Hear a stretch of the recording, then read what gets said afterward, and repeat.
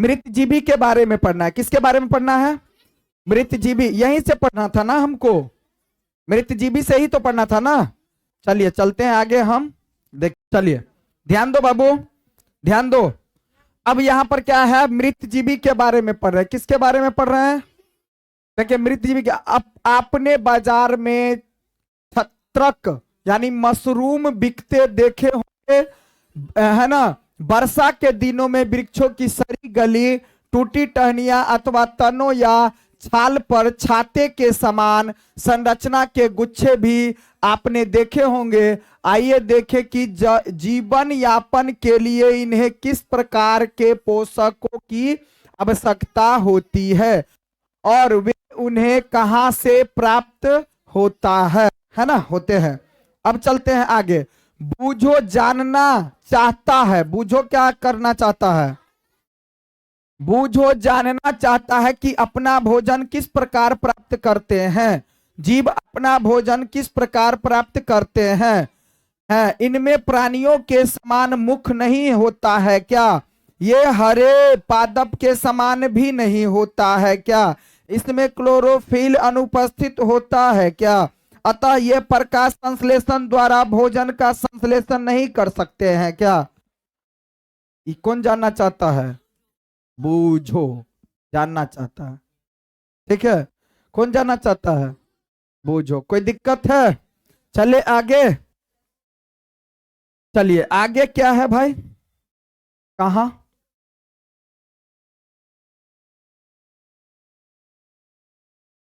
वही ना। चलिए यहां से अब हम लोग समझते हैं, है ना। यहां से देखिए सबसे पहले तो यहां थोड़ा सा समझ लीजिए कि यहां जो दिया हुआ है छत्रक के पैकेट सरी गली वस्तु पर उग छत्रक, छत्रक का पैकेट है और यहां पर क्या है? सरी गली वस्तु पर उगा छत्रक है। सरी गली वस्तु पर क्या है? छत्रक उगा हुआ है। 1.2 इसका चित्र है जिसमें आप देखिए क्या कह रहा है। चलिए इसको रहने देते हैं, है ना। अब देखिए यहां क्या है, देखो बाबू समझते हैं इसको अच्छा से। ठीक है,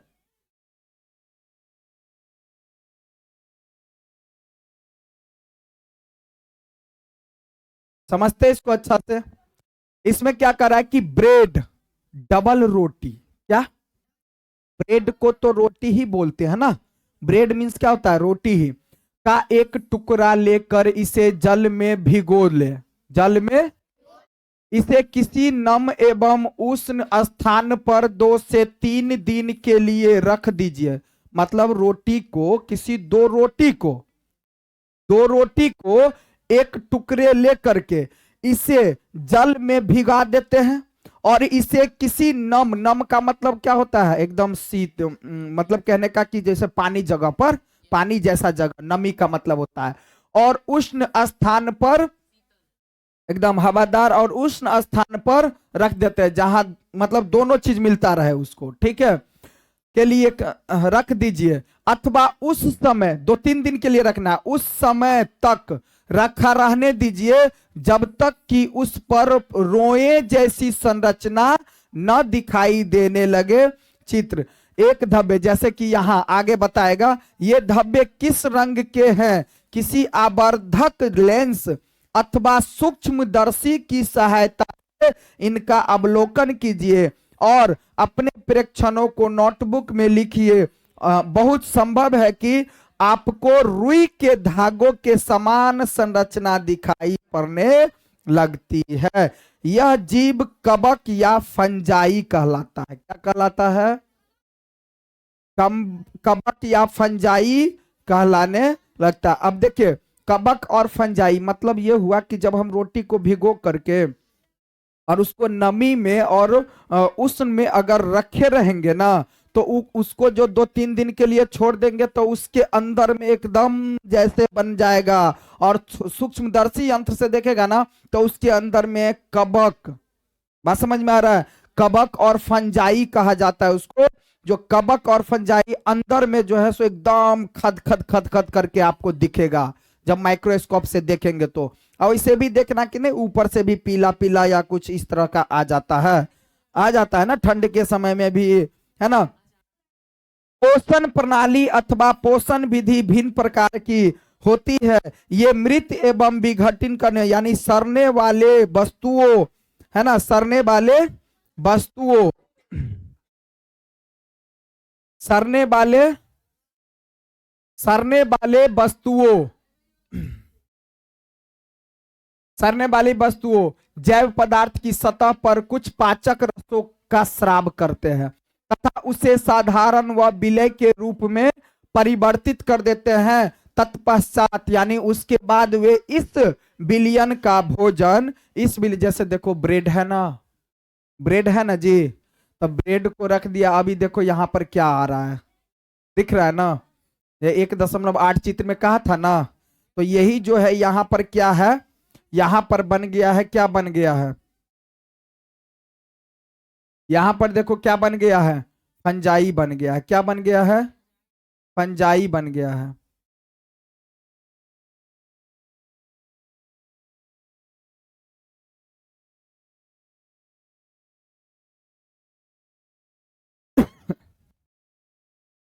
देखिए यहां ब्रेड है, रोटी है ना, तो इसको माइक्रोस्कोप के सहायता से अगर देखेगा तो सिर्फ इतना दूर का देखो इतना खद खद करेगा।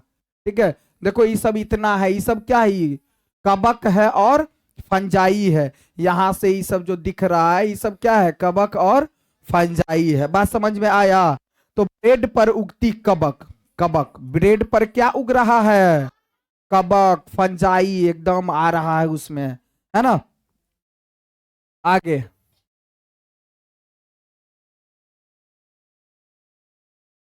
के रूप में देखिए, यही ना, के रूप में अवशोषण करते हैं। इस प्रकार की पोषण प्रणाली को जिसमें जीव किसी मृत एवं विघटित जैविक पदार्थों से पोषक तत्व प्राप्त करते हैं तो उसको हम मृतजीवी पोषण कहते हैं। मृतजीवी पोषण किसे कहते हैं बाबू?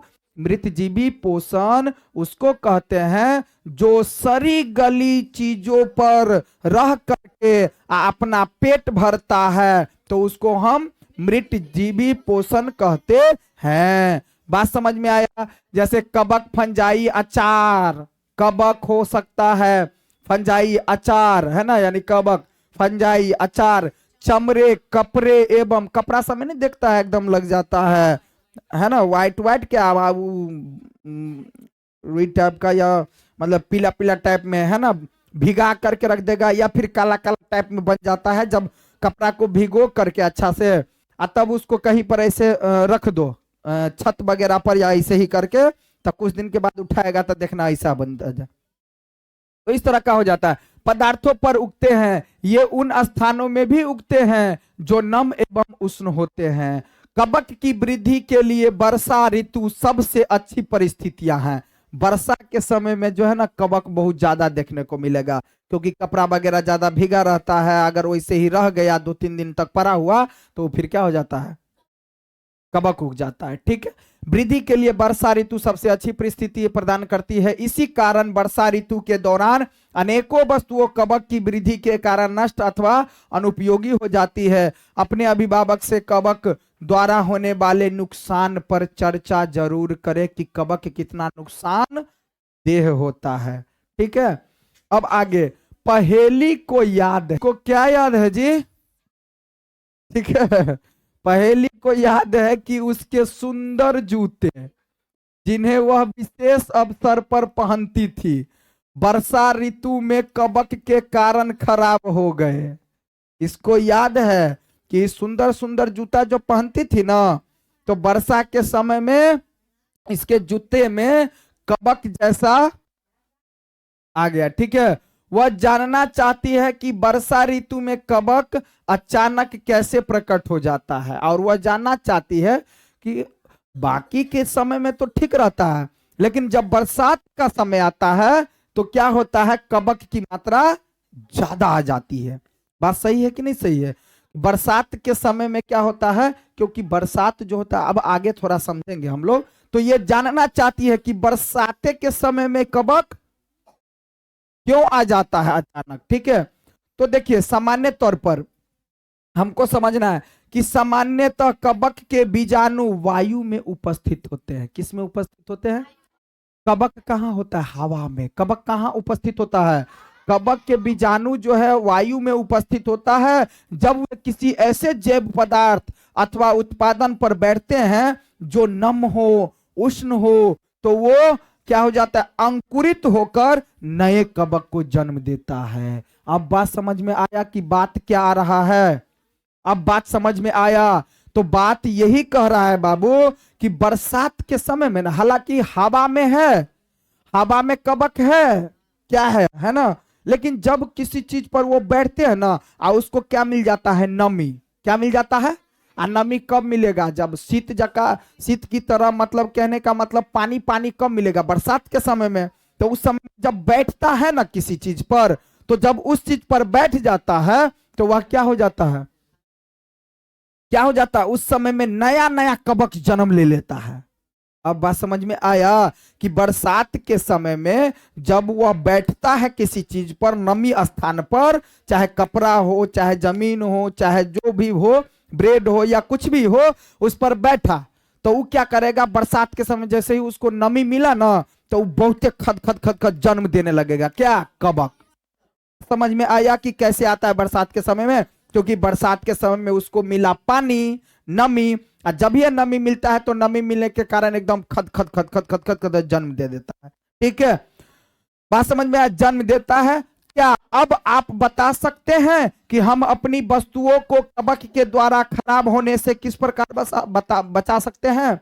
क्या आप बता सकते हैं कि हम वस्तुओं को खराब द्वारा, यानी कि कवक द्वारा खराब होने से कैसे बचा सकते हैं? कि कवक से हम अब कैसे बचाए उसको बरसात के समय में? तो पहले ये तो बात समझ में आया कि बरसात के समय में कवक क्यों, पूछेगा कि बरसात के समय में कवक अचानक क्यों ज्यादा दिखता है, क्यों हो जाता है?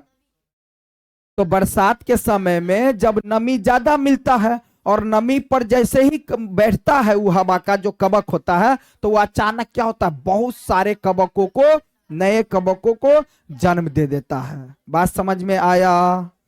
बात समझ में आया?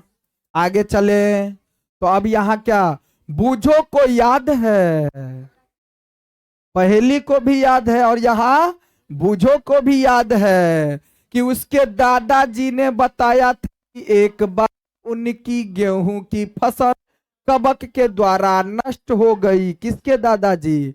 बूझो के दादाजी ने बताया था कि कवक के गेहूं की फसल कवक के कारण नष्ट हो गई थी। वह जानना चाहता है कि क्या कवक रोग कारक भी होते हैं?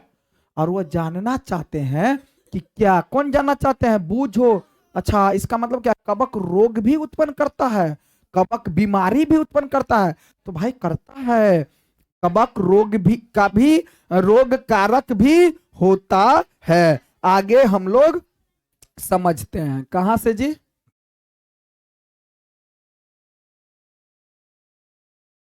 मृदा कोइन पोषक तत्व समृद्धि।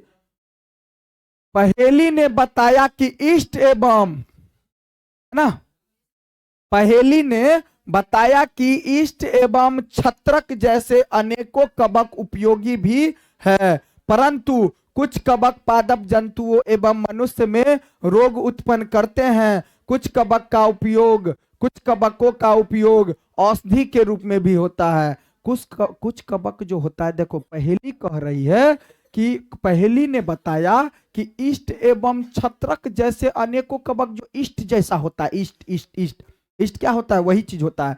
तो इष्ट एवं छत्रक जैसे अनेकों कवक उपयोगी भी है, परंतु कुछ कवक पादप जंतु एवं मनुष्य में रोग उत्पन्न करते हैं। कुछ कवकों का उपयोग औषधि के रूप में भी होता है। कुछ कवक का प्रयोग क्या होता है?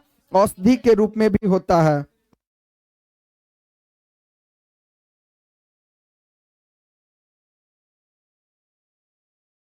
एवं छत्रक जैसे अनेकों, क्या पहेली ने क्या बताया है भाई? पहेली ने बताया है कि इष्ट एवं छत्रक जैसे अनेकों कवक उपयोगी होते हैं, परंतु कुछ कवक पादप जंतुओं एवं मनुष्य में रोग उत्पन्न करते हैं। कुछ कवकों का उपयोग औषधि के रूप में भी हो। मतलब समझ में आया कि कुछ कवक जो होता है नुकसानदेह होता है और कुछ कवक जो होता है लाभदायक औषधि मतलब दवा बनाने में भी प्रयोग किया जाता है। तो यहां से हम कुछ कौन बताई, पहेली ने बूझो को बुझा दिया। ठीक है, अब देखो कुछ, अब यहां से समझना है बाबू, यहां से समझना है। इसके बाद से देखिए, फिलहाल इसको साइड कर देते हैं, है ना।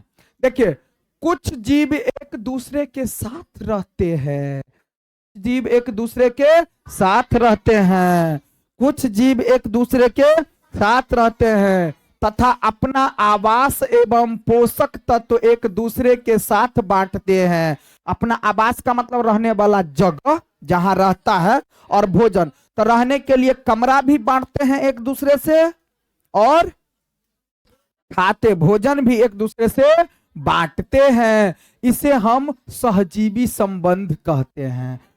तो पूछा जाएगा सहजीवी संबंध किसको कहते हैं, तो वैसा कवक जो निवास को और भोजन को बांट कर रहे और खाए, तो उसे हम क्या कहते हैं, सहजीवी संबंध कहते हैं। मतलब कुछ जीव एक दूसरे के साथ रहते हैं और अपना आवास एवं पोषक तत्व एक दूसरे के साथ बांटते हैं, तो इसे हम सहजीवी संबंध कहते हैं। जैसे हम ले सकते हैं उदाहरण में, कवक वृक्ष के जड़ों में रहते हैं। कवक कहाँ रहते हैं, और वृक्ष कवक को पोषक प्रदान करते हैं। कवक को पोषक प्रदान करते का मतलब क्या, वृक्ष में कौन रहते हैं, कवक।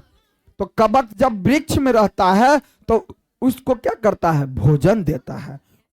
फिर वृक्ष क्या करता है, उसको भोजन देता है ना। और बदले में उन्हें जल एवं पोषकों के अवशोषण में सहायता मिलती है। किसको, पेड़ को। पेड़ को क्या होता है, जल एवं पोषकों के अवशोषण में सहायता मिलती है। वृक्ष के लिए इस संबंध का महत्व विशेष है। वृक्ष के लिए ऐसा बंधन, ऐसा संबंध क्या है, महत्व है। ऐसा बंधन क्या है, मतलब समझो कि अगर कोई दो दोस्त है तो वो इसको खिलाता है, पिलाता है ना, उसको मदद करता है। कोई तो वो भी उसको मदद करता है, वो भी उसको सवाल बता देता है, पढ़ाता है, समझा देता है। वो भी दोस्त उसको बता देता है, समझा देता है, होता है ना ऐसा। तो वही बात, उसको एक दूसरे से क्या होता है, मदद मिलता है। तो लाइकेन कहे जाने वाले कुछ जीव में दो भागीदार होते हैं। इनमें से एक शैवाल होते हैं तथा दूसरा कवक होते हैं। देखो अब क्या कह रहा है, लाइकेन कहे जाने वाले कुछ जीवों में दो भागीदार होते हैं। लाइकेन कहे जाने वाले जीवों में दो भागीदार होते हैं। इनमें से एक शैवाल होते हैं और दूसरा कवक होते हैं। शैवाल में क्लोरोफिल उपस्थित होता है। शैवाल में क्लोरोफिल उपस्थित होता है, जबकि मतलब लेकिन कवक में क्लोरोफिल उपस्थित नहीं होता है। तो शैवाल में क्लोरोफिल उपस्थित, शैवाल किसको बोलते हैं, बताए थे, पहले भी बताए थे, कदई को बोलते हैं शैवाल। और कवक जो होता है बिल्कुल छोटा छोटा, जैसे कि अभी देखे थे ना, किसमें, ब्रेड में उग रहा था। ठीक है, तो कहेगा शैवाल में तो होता है क्लोरोफिल, लेकिन कवक में क्लोरोफिल नहीं होता है। कवक शैवाल को रहने के स्थान देता है, कवक शैवाल को रहने का स्थान देता है और जल एवं पोषक तत्व उपलब्ध कराता है, तथा बदले में शैवाल प्रकाश संश्लेषण द्वारा संश्लेषित खाद्य पदार्थ को देता है। कौन, तो कवक क्या करता है, शैवाल को रहने देता है अपने पास। कवक क्या करता है, शैवाल को अपने पास रहने देता है। कवक शैवाल को अपने पास रहने देता है, रहने के लिए स्थान देता है। कौन, कवक, किसको, शैवाल को, और उसको पानी देता है, पोषक तत्व देता है। और उसके बदले में शैवाल क्या करता है, तो शैवाल प्रकाश संश्लेषण द्वारा संश्लेषित भोजक कवक को भी देता है। क्योंकि शैवाल क्या करता है, प्रकाश संश्लेषण से अपना भोजन बना लेता है, तो वही भोजन उसको भी देता है। इसको कवक को, क्योंकि कवक में तो क्लोरोफिल नहीं होता है, तो वह अपना भोजन तो बना नहीं पाता है, तो इसलिए तो दोनों एक दूसरे को समझो दोस्त हो गया। क्या हो गया? देखो बात समझ में आया जी। कवक और शैवाल में कैसा संबंध है? कवक और शैवाल में संबंध है बाबू कि कवक क्या करता है, इसको रहने के लिए जगह देता है और जल देता है। किसको? शैवाल को पानी देता है, और उसके बदले में शैवाल इसको क्या करता है, जो अपना भोजन जो बनाता है तो उसमें से कवक को भी देता है। तो हो गया दोनों में दोस्ती। जबरदस्त, समझ में आ रहा है। अब कहां चलेंगे हम लोग? चलेंगे ना, आगे चलेंगे ना भाई, है ना। देखो कवक को देता है और मृदा को इन पोषक तत्वों से समृद्ध करने के लिए, क्या? मृदा को, किसको? मृदा कहे तो मिट्टी, मृदा कहे तो, मृदा कहे तो मिट्टी, है ना। तो यहां कहा जा रहा है,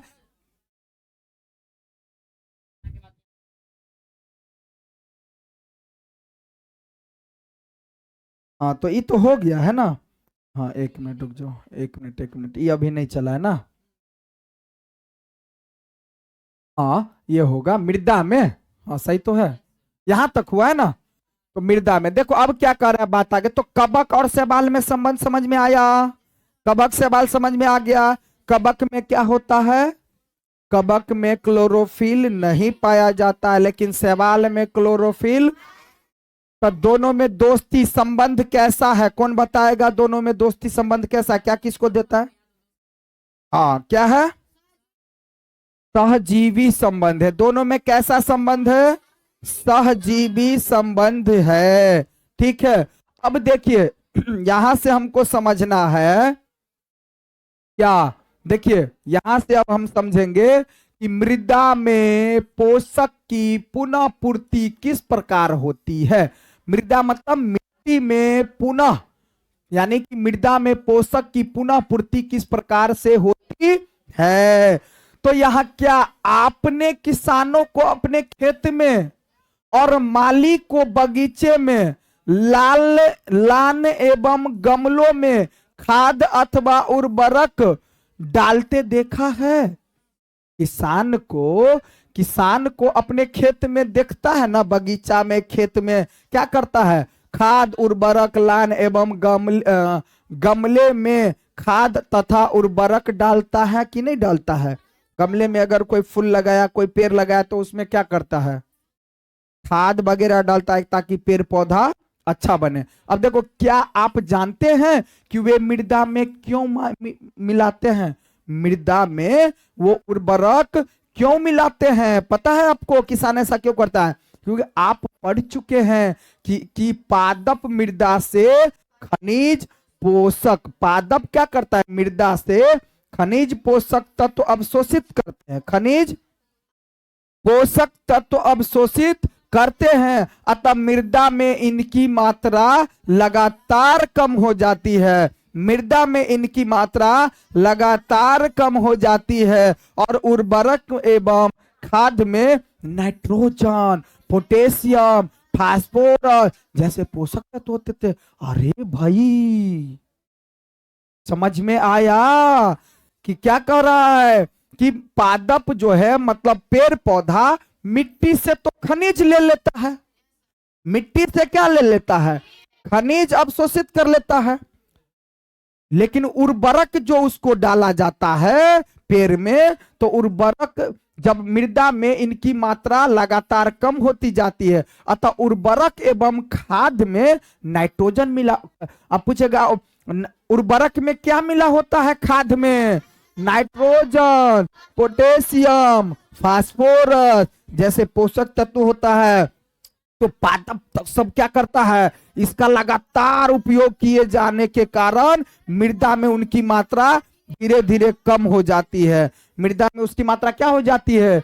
धीरे धीरे कम हो जाती है। तो पूछा जाएगा उर्वरक और खाद में क्या मिला होता है? Nitrogen, potassium, phosphorus. समझ में आ रहा है? तो है ना। अब देखिए अब क्या करा, इसलिए इसलिए इसलिए इसलिए देखिए यहां समझिए, इसलिए देखिए, इसलिए क्या कर, देखिए यहां समझिए, अब क्या करा, इसलिए मिर्जा को पोषक तत्व से समृद्धि करने के लिए भूमि में उर्वरक तथा खाद मिलाने की आवश्यकता होती है। इसलिए मिट्टी में, जो मिट्टी से हमको उर्वरक तथा खाद मिलाने की आवश्यकता होती है। यदि हमें पादप के पोषक की आवश्यकता के बारे में ज्ञान हो, पादप मतलब पेड़ पौधा का जो पोषण की आवश्यकता, पेड़ पौधा को पोषण की आवश्यकता क्यों होती है, उसके बारे में यदि हम उसके बारे में यदि ज्ञान हो तो हम न केवल पादप पेड़ पौधा को उगा सकते हैं, बल्कि उन्हें स्वस्थ भी रख सकते हैं, उसे तंदुरुस्त भी रख सकते हैं, उसे मजबूती से मतलब मजबूती भी उसको बनाए रख सकते हैं। पादप को प्रोटीन बनाने के लिए सामान्य नाइट्रोजन, पादप को प्रोटीन बनाने के लिए सामान्य नाइट्रोजन की अधिक आवश्यकता होती है बाबू। पेड़ पौधा को प्रोटीन बनाने के लिए क्या, किसकी आवश्यकता, नाइट्रोजन होना चाहिए। नाइट्रोजन की मात्रा होना अति आवश्यक है। तो नाइट्रोजन, देखो यहां क्या कर रहा है, फसल कटाई के बाद मृदा में नाइट्रोजन की कमी हो जाता है, मृदा में क्या हो जाता है। ऐसे किसान सबको देखना कि नहीं तो पूछना किसान सब से कि कोई भी किसान अगर एक बार में गेहूं का फसल किया है तो अब गेहूं कटा गया, तो गेहूं कटा जाने के बाद जो उसका खेत था ना, जितना बढ़िया पहले से उतना बढ़िया अब नहीं रहा। जब फसल कटाने वाला काम आता है तो मिट्टी का जो नाइट्रोजन होता है ना, उसकी कमी हो जाती है। तो इसलिए उसकी उर्वरता बनाए रखने के लिए खाद वगैरह भी दिया जाता है। और दूसरा नंबर कि इस बार जो अगर किया गेहूं का पौधा, तो अगले बार देखना मसूर तसूर जैसे होता है ना, मतलब रबी फसल सब दाल दलियन वाला वो डाला जाता है ताकि मिट्टी अच्छा बना रहे। अगर 2-3 साल तक 4 साल तक लगातार केवल एक ही खेत में गेहूं करता रहे ना, तो उसकी मिट्टी की उर्वरता क्या हो जाएगी, कम, बिल्कुल उर्वरता, उसके जो नाइट्रोजनीकरण होता है ना वो बिल्कुल कम हो जाएगा, नाइट्रोजन की मात्रा बिल्कुल कम, मिट्टी खराब। बात समझ में आया। इसलिए अब देखो, यद्यपि वायु में नाइट्रोजन गैस प्रचुर मात्रा में उपलब्ध होता है, वायु में नाइट्रोजन की मात्रा क्या होती है, अधिक होता है ना, परंतु पादप पेड़ पौधा में इसका उपयोग उस प्रकार करने में असमर्थ होता है। लेकिन वह जो है वायु से नाइट्रोजन ज्यादा मात्रा में मतलब लेना उसके लिए कठिन होता है, इसका उपयोग उस प्रकार करने में समर्थ होता है जैसे वे कार्बन डाइऑक्साइड का उपयोग करते हैं। हाँ, कार्बन डाइऑक्साइड तो हवा से ले लेता है पेड़ पौधा, लेकिन नाइट्रोजन को नहीं ले पाता है। बात समझ में आ रहा है, करने में कठिनाई होती है। जैसे है ना, पौधे देखो अब उपयोग करते हैं, पौधे नाइट्रोजन को विलय के रूप में ही अवशोषित कर सकते हैं। पौधे नाइट्रोजन को विलय के रूप में, विलय मतलब घुला कर के रूप में ही उसका प्रयोग कर सकते हैं, है ना, अवशोषित कर सकते हैं। कुछ जीवाणु जो राइजोबियम कहलाते हैं, कुछ जीवाणु को क्या बोलते हैं, राइजोबियम, कुछ जीवाणु को क्या कहते हैं, राइजोबियम। वे वायुमंडल नाइट्रोजन को विलय पदार्थों में परिवर्तित कर देता है, विलय पदार्थों में क्या कर देता है, बदल देता है, परिवर्तित कर देता है। परंतु राइजोबियम अपना भोजन स्वयं नहीं बना सकता, कोई दिक्कत नहीं है, स्वयं नहीं बना सकता है। ये चना मटर मूंगफली सेम तथा अन्य फलीदार पादपों की जड़ों में रहते हैं तथा उन्हें नाइट्रोजन की आपूर्ति करते हैं और अधिकतर दाल फलीदार पादप से प्राप्त होती है। इसके बदले पादप राइजोबियम जीवाणु को आवास एवं खाद प्रदान करते हैं। समझ में आया जो हम बोले थे क्या कि गेहूं जैसे ही किया तो अब क्या करता है, दाल दलहन सब किया जाता है। मतलब समझो वायुमंडल में नाइट्रोजन को विलय पदार्थों में परिवर्तित कर देते हैं, परंतु राइजोबियम अपना भोजन स्वयं नहीं बना सकता है। ये ज्यादा चना में रहता है, मटर में रहता है, मूंग में रहता है, सेम में रहता है और अन्य फलीदार पादप में के जड़ों में रहता है। कौन? राइजोबियम, ताकि हमको भोजन मिलता है, लेके आ गए ताकि हमको भोजन। अब बताओ, तब पूछा जाएगा राइजोबियम किसमें रहता है? चना के जड़ में, पेड़ के जड़ में, मटर, मूंग, सेम तथा अन्य फलीदार वाले पेड़ पौधे की जड़ों में रहता है तथा उन्हें नाइट्रोजन की आपूर्ति करता है। और उसे क्या करता है? नाइट्रोजन की, उसे नाइट्रोजन की किससे? पेड़ पौधा को नाइट्रोजन की क्या करता है? आपूर्ति करता है। अधिकतर दाल फलीदार पादप से प्राप्त होती है, अधिकतर दाल फलीदार पादप से प्राप्त होती है। इसके बदले में पादप राइजोबियम, इसके बदले में पादप पेड़ पौधा राइजोबियम जीवाणु को आवास रहने के लिए देता है और खाद्य पदार्थ सब देता है। राइजोबियम पेड़ पौधा को क्या देता है? नाइट्रोजन। क्या देता है? नाइट्रोजन। और उसके बदले में पेड़ पौधा इसको रहने देता है और खाने को देता है। समझ में आया? जैसे वहां कबक और शैवाल में था ना, वैसे ही समझो यहाँ पर उस तरह का राइजोबियम और पादप में है, पेड़ पौधा में। तो राइजोबियम पेड़ पौधा को क्या देता है? नाइट्रोजन वगैरह। उसके बदले में क्या करता है पेड़ पौधा? उसको रहने देता है, उसको खाने को देता है, उसका देखभाल करता है ना, ऐसे हम कह सकते हैं। अतः उनमें सहजीवी संबंध होता है। सहजीवी, जैसे पीछे था ना, पीछे कैसा संबंध था? तो सहजीवी संबंध किसी दो का उदाहरण दो। तो एक कबक शैवाल, कबक शैवाल, कबक शैवाल, और दूसरा राइजोबियम और पादप पेड़ पौधा। राइजोबियम अब कौन पेड़ पौधा? मटर का, चना का, मूंग का, सेम का और फलीदार सब्जियों वाले का। समझ में आया? समझ में आया? समझ में आया? समझ में आया? चलो अब देखो यहां क्या कर रहा है। जीवाणु को आवास एवं खाद्य पदार्थ प्रदान करते हैं, अतः उनमें सहजीवी संबंध होता है। क्या होता है? और इसी संबंध का किसानों के लिए आहा, इसी संबंध किसानों के लिए आहा, मतलब महत्वपूर्ण, महत्वपूर्ण होता है, महत्व होता है कि ऐसा संबंध है इन दोनों में। किसको फायदा हो रहा है? किसानों को, क्योंकि किसानों को क्या मिल रहा है?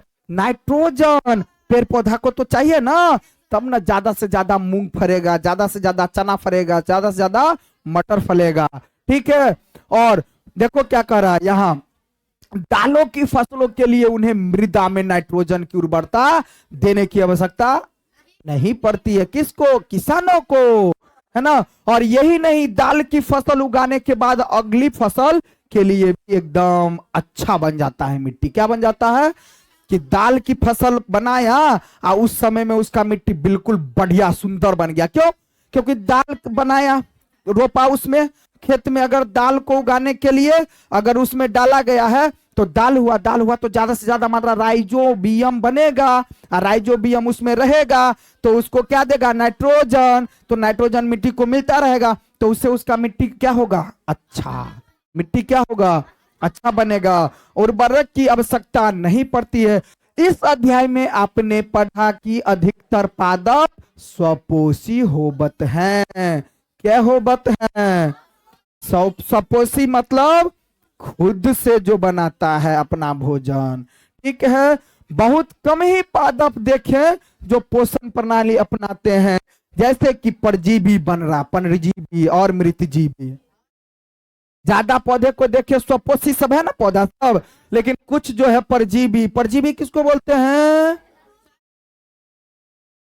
जो किसी दूसरे के शरीर में चिपक करके अपना भोजन ग्रहण करता है। अमृतजीवी किसको कहते हैं भाई? जो सड़े गले पदार्थों से अपना जीवन व्यतीत, उसको मृतजीवी कहते हैं। परजीवी एवं मृतजीवी दूसरे पोषण प्राप्त करता है। ये बन रहा साहब, ये दूसरे में चिपक करके क्या करता है, अपना पोसाता है, पोषण प्राप्त करता है। सभी प्राणी अपने भोजन के लिए पादप, सभी प्राणी अपने भोजन के लिए पादप तथा अन्य प्राणियों पर निर्भर। दुनिया में जितना भी सभी प्राणी है ना जी, सब किस पर निर्भर है, पेड़ पौधा पर। हम लोग किस पर निर्भर है, पेड़ पौधा पर। उसी को तो खाते हैं पीते हैं, है ना, उसी को खाना वगैरह में यूज करते। अतः उन्हें विषमपोषी कहते हैं। उसे क्या कहते हैं, उसे क्या कहते हैं, प्राणी पर निर्भर होता है तो अतः उन्हें विषम। तो कहने का मतलब क्या आया कि सभी प्राणी, जो प्राणी भोजन के लिए दूसरों प्राणी पर निर्भर हो उसे हम विषमपोषी कहते हैं।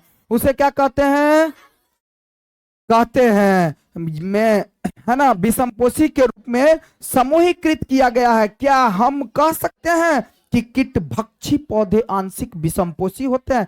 कीट भक्षी पौधे क्या होते हैं, जो कीट को भक्षण करता है, दूसरे को मार करके खा लेता है, उसको क्या कहेंगे हम, विषमपोषी। उसको क्या कहेंगे। तो इतना हम लोगों को अब समझ में आ गया, इतना हमको समझ में आ गया।